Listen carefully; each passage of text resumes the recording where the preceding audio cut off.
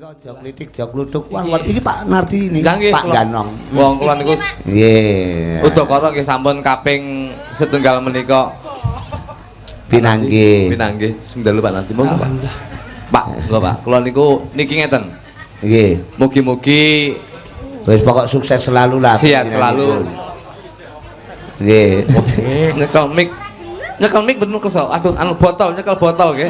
Tak sewamplok pisan Mas aku. Cek kalih kula plek kalih kula. Ki anu Pak, manut-manut botole nyancepeng nguncake cengele niku lho.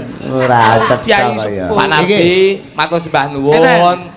Kula lan Mas Gareng Sedaya para pendherepun seniman-seniwati sampun jenengan timbali paringi rejeki mung saged ndedonga mugi-mugi panjenengan sakeluarga rezekine kathah panjang yuswa gangsal sedanipun. Amin amin ya rabbal alamin. Lah domongi kaya sing tak omongne ning ngarep mau lho. Mas. Dadi ning Candi Kotes bablas ning Pare wis. Tegese napa niku? Najan mung anake bakul kates suksese kaya ngene iki lho.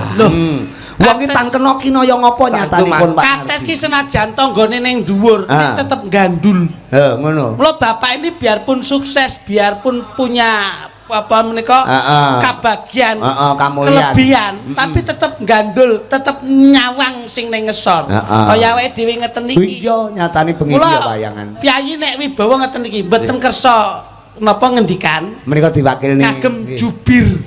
Apa jubir? Juru bicara. Wah, jubir ki tak kira juru tukang gawa bir. Mboten. Aku demen aku ya. Niki kalih kula anu sak leting. Ya, sama, kita sama. Sama, Pak.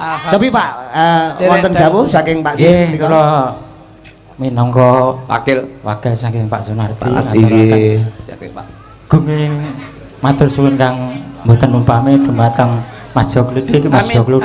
Kalih Pak Rudi Garis. Siap.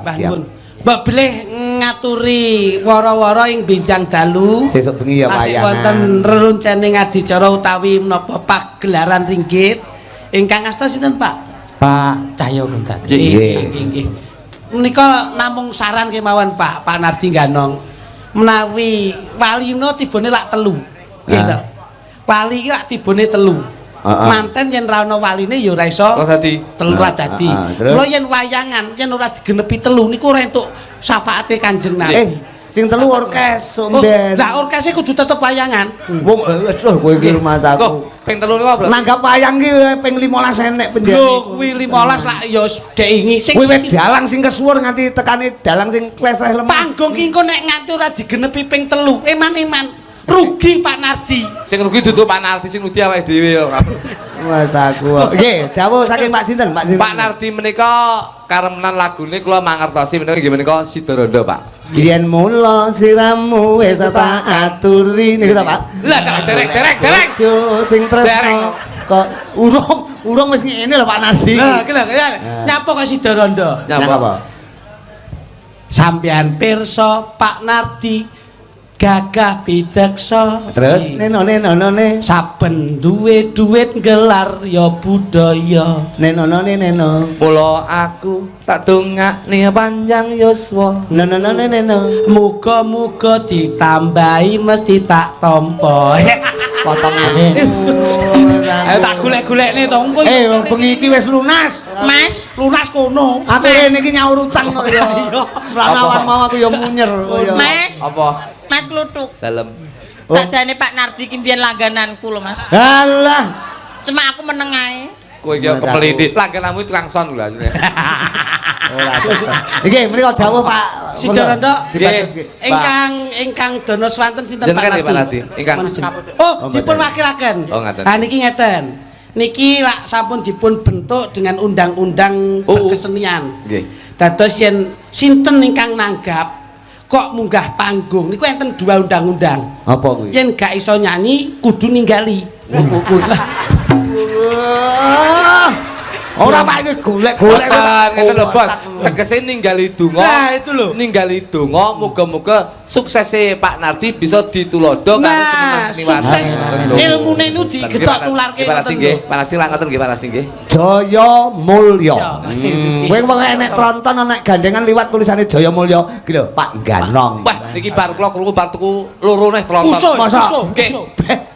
tuku tronton kaya tuku kerupuk Mas aku. Jano, intan kene. Aku sok sunatan Pak Nardi tak undangi dhisik dhewe kok. Ayo nyapa? Beceke ben akeh kok.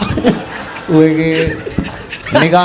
Aku dome bengi iki tak paksa. Menika sing nembang kritik apa kluthuk apa Pak Nardi napa? Kula men Pak Wakil, Pak Wakil.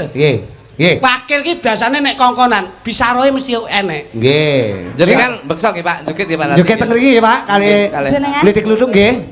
Sampun. Apa sampun? Tetep Nggih. anu mantap nggih Pak. Nggih, siap pun Loh, ngeten. Pak Nardi anu bekso? Oh nggih kok, nggih kok. Ya Allah. Pak Nardi lho nggih. Nah, nek sing setunggal niki namung niki lak anu namung juru bicara. Nggih, matur sembah nuwun. Pak, yo lagune Sida Rondo spesial iki saka Singakuan Dalem Soibul Bed dulur lanang Pak Bapak Nardi. Nardi Ganong. Ganong. Nah, kene Mas. Ya, Piano sing Ran- kuwit. piantun Randaya ini. Yo, rada slow mawon cah bagus ben mirasa. Nggih. Kontring. Wit sinden musisi kagem Pak Nggih. Nardi Ganong. Matur sembah nuwun Pak Nardi. Sehat selalu Pak Nardi. Terima kasih. Sehat selalu. Nggih, Muga-muga sukses. Ini wis iki tenan iki. Siap, Iki Pak. jenenge nguri-uri Nggih, kabudayan. nggih. Matur sembah nuwun Pak Nardi nggih. Matur suwun Mas, matur suwun. Wis pokok sukses ya Pak. Nggih. Terus sehat Pun, selalu. sehat selalu, Pak Wes, Nardi. iki tenan iki dulur lanang tenan. Nggih Pak, iki. pun mau ngeten iki lho Pak, Oh. kadang-kadang tuh Pak Nardi itu sebagai penanggap kadang-kadang nggih Sejene kuwi penjanipun menika sosok pengayom kulawarga. butuh hiburan ngeten iki. Iya, Jadi refreshing. ngeten iki, refreshing Pak. Sing sekali lagi diaturke buat Jaya Mulya, Nggih. sukses selalu. Amin, amin. Iki ngene amin. Cah Bagus. Nggih, Bos. Iki pangapunten Agung tak tutup karo swarane bocah telu. Ngaten nggih, Bos. Heeh, tembange mboten angel. Napa, Bos? Kae lho sing apa kae? Juk. Nangis sajroning atiku. Niku nggih, niku. Milikane aduh leno.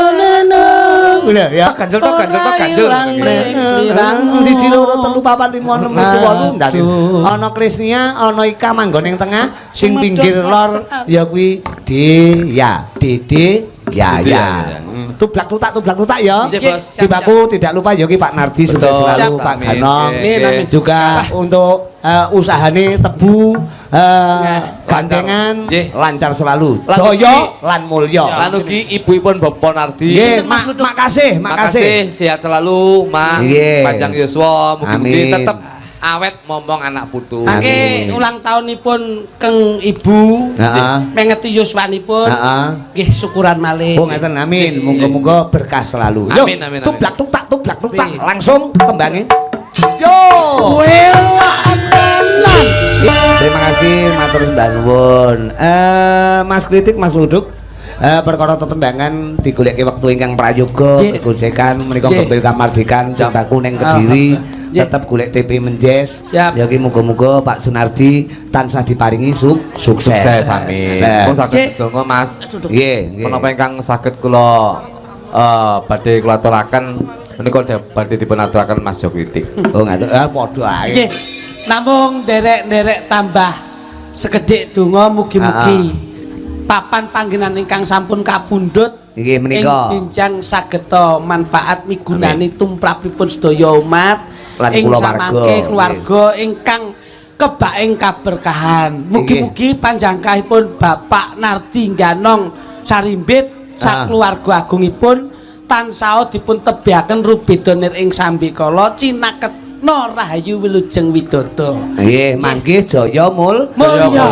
Amin. Kripik gedang kripik telo ya Cah Bagus. Siap, Mas Jareng. Kae ya kuwi Kiai Semar Agi obong-obong kowe karo aku aja nganti nglirwake kudu merepeki rono Cah Bagus.